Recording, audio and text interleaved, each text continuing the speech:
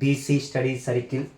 Okay, Revanth Reddy అండి, మన రాష్ట్ర ముఖ్యమంత్రి రేవంత్ రెడ్డి గారు ఒక కొత్త పథకాన్ని ప్రారంభించాడు 28 మార్చ్ 2026 సంవత్సరంలో. ఆ పథకము పేరు తొలి ముద్ద.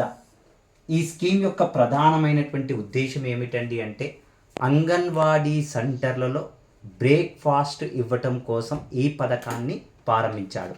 అయితే ఇప్పుడున్నటువంటి మనకు మధ్యాహ్న భోజన పథకంలో కానీ మధ్యాహ్న భోజన పథకంలో ఆహార భద్రత ఇవ్వటం జరుగుతుంది, కానీ పౌష్టికాహారం అనేటువంటిది ఉండటం లేదు. అందుకోసము బ్రేక్ఫాస్ట్ స్కీమ్ను ప్రవేశపెట్టడం జరిగింది. ఇలా బ్రేక్ఫాస్ట్ని ఇచ్చినటువంటి మొదటి రాష్ట్రము భారతదేశంలో 2022 సెప్టెంబర్ 15న తమిళనాడు రాష్ట్రం వాళ్ళు ప్రారంభించడం జరిగిందండి. ఈ తొలి ముద్ద కార్యక్రమాన్ని రేవంత్ రెడ్డి శాసనసభ ఏర్పాటు కార్యక్రమంలోనే చిన్నారులకు బ్రేక్ఫాస్ట్ పథకం కింద తొలి ముద్ద కార్యక్రమాన్ని లాంఛనంగా ప్రారంభించాడు. Ready to cook food, upma, khichdi మిక్స్ను బ్రేక్ఫాస్ట్గా అందించడం జరుగుతుందండి.